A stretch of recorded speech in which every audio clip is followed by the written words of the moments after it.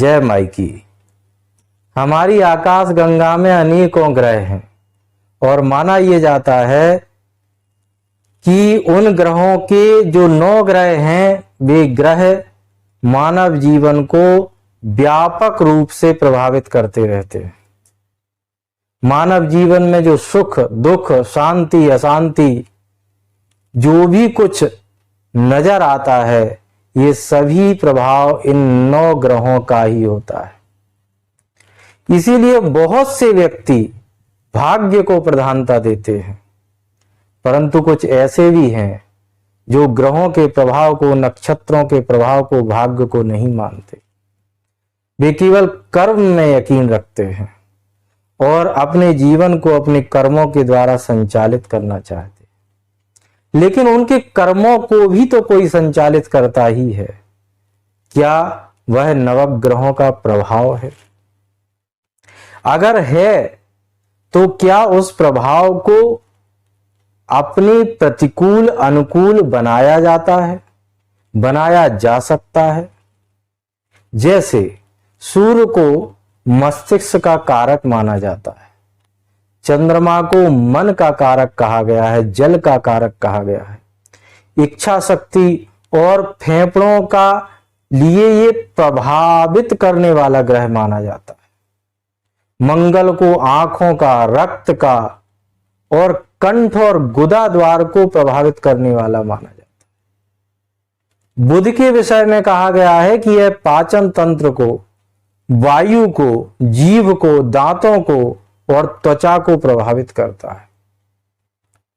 देवगुरु बृहस्पति के विषय में कहा जाता है कि यह पित्त का कारक है, चर्बी के रोगों को नियंत्रित करता है। ऐसे ही शुक्र के विषय में भी कहा गया है कि त्वचा से संबंधित जो रोग हैं, आपका वीर्य है, गुप्त अंग के जो संबंधित रोग हैं, उन सभी को शुक्र प्रभावित करने की क्षमता रखता है। शनि हड्डियों को प्रभावित कर सकता है, एड़ी को, आपके अंदर जो कफ की प्रवृत्ति है उसको, घुटनों को और स्नायु तंत्र को शनि व्यापक रूप से प्रभावित कर सकता है।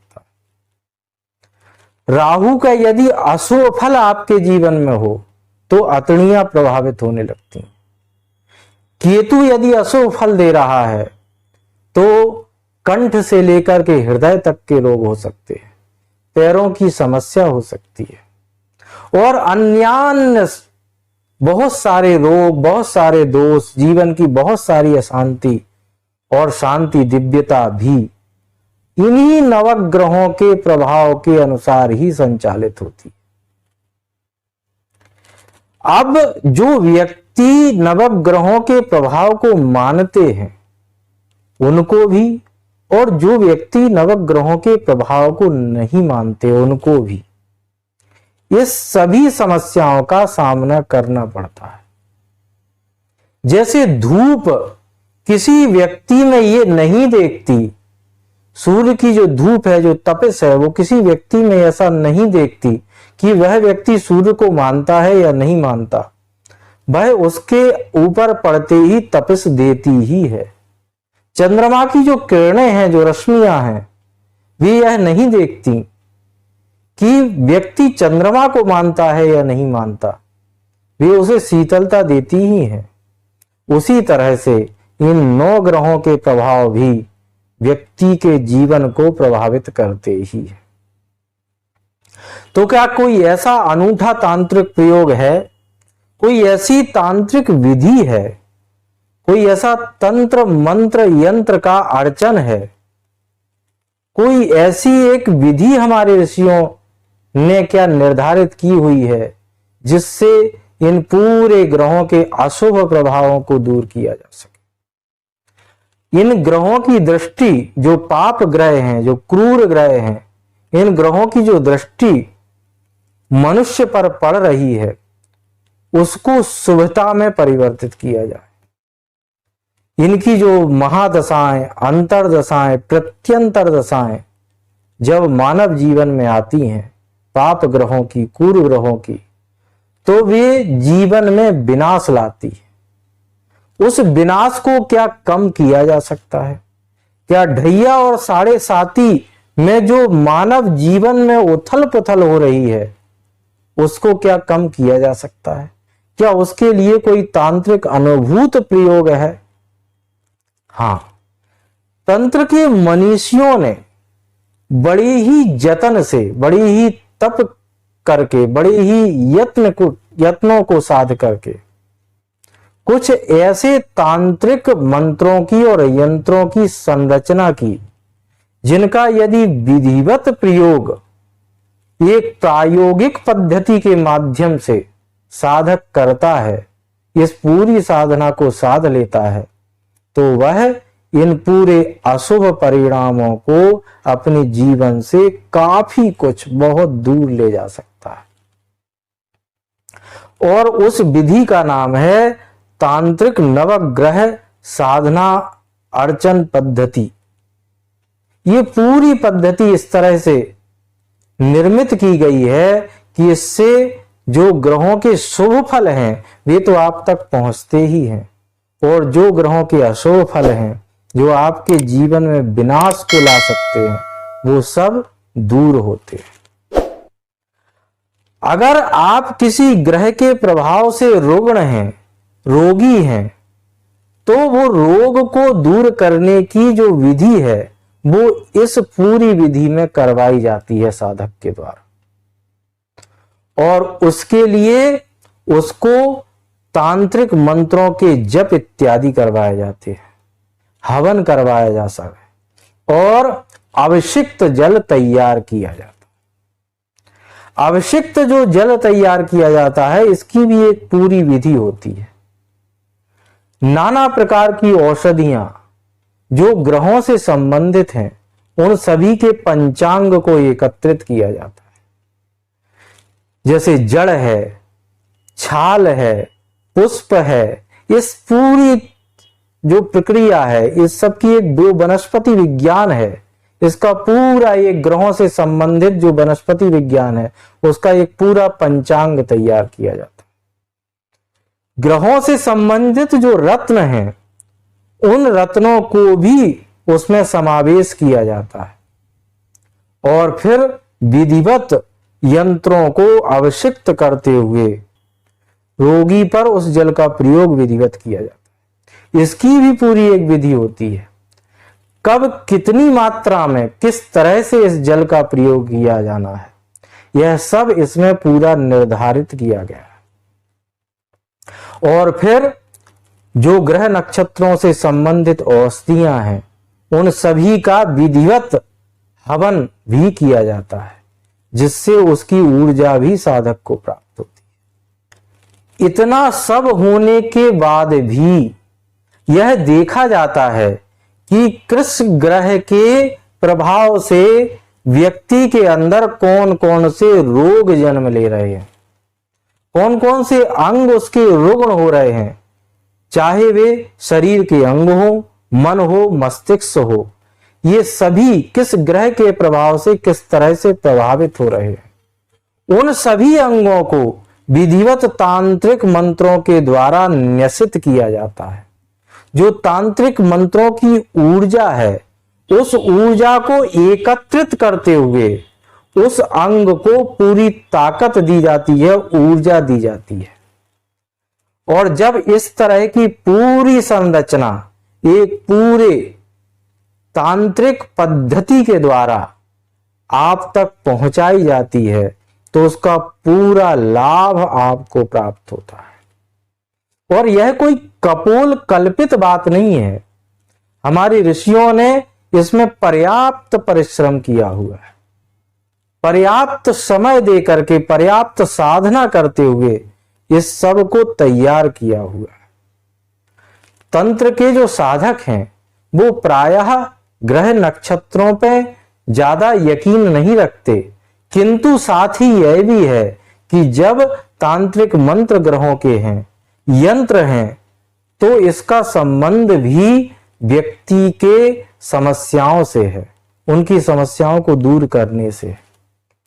अब आवश्यकता इस बात की है कि साधक इस पूरी पद्धति का अनुसरण करे और उसे पूरी पद्धति को करवाने वाला एक सुयोग्य गुरु या आचार्य उपलब्ध हो। इस पूरी प्रक्रिया में यह अत्यंत आवश्यक होता है कि साधक के अंदर श्रद्धा और विश्वास कूट कूट करके भरा हुआ हो, क्योंकि अगर उसका विश्वास कमजोर है, उसकी इच्छा शक्ति कमजोर है, उसकी संकल्प शक्ति कमजोर है, फिर तो उसे कुछ भी प्राप्त हो ही नहीं सकता। साधक जब इस तरह का विश्वास करता है कि वो जो विधि कर रहा है निश्चित ही उसके शुभ परिणाम उसके जीवन में आने वाले हैं, तो उसकी इच्छा शक्ति भी, उसकी संकल्प शक्ति भी उसी तरह से कार्य करने लगती है। और उसी तरह से जो आचार्य है, जो गुरु हैं, उनको भी इस बात का ध्यान रखना चाहिए कि उनके पास आने वाला व्यक्ति ग्राहक की तरह ना हो। वो उसको एक ग्राहक की तरह ना देखें, वो उसको एक रोगी की तरह देखें, वो उसको एक ऐसे व्यक्ति की तरह देखें जो रुग्ण है और आपकी शरण में आया हुआ है कि वह उन सभी मानसिक क्लेशों से, शारीरिक क्लेशों से मुक्त हो जाए। आचार्यों को यह इस बात का ध्यान रखना चाहिए कि किसी व्यक्ति के पास धन हो सकता है, किंतु विपरीत परिस्थितियों में जब वह इस तरह के दुखद परिणामों से गुजर रहा है, तो जब उसका धन उसके ही काम नहीं आ रहा है, तो वह धन आपके किस तरह से काम आ सकता है। तो जो व्यक्ति परेशान है उसको दीनहीन जान करके उस पर दया का भाव ही रखना आचार्यों का, गुरुजनों का कर्तव्य होना चाहिए। यह बात इस समय कहना इसलिए प्रासंगिक है क्योंकि प्राचीन काल में तो जो ऋषिगण थे वो सदैव ही लोकोपकार के लिए, व्यक्तियों के दुख दर्द दूर करने के लिए अपने जीवन को समर्पित करना का ध्येय रखते थे। और जो समाज है वह भी उन ऋषियों की, उन समाज के लिए अच्छे कार्य करने वाले व्यक्तियों की सेवा में तत्पर रहता था। उनका सम्मान तो करता ही था, साथ में वह समाज यह भी देखता था कि इनको दैनिक उपयोगी वस्तुओं की कमी ना हो, इनको और इनके परिवार को किसी अभाव से न गुजरना पड़े।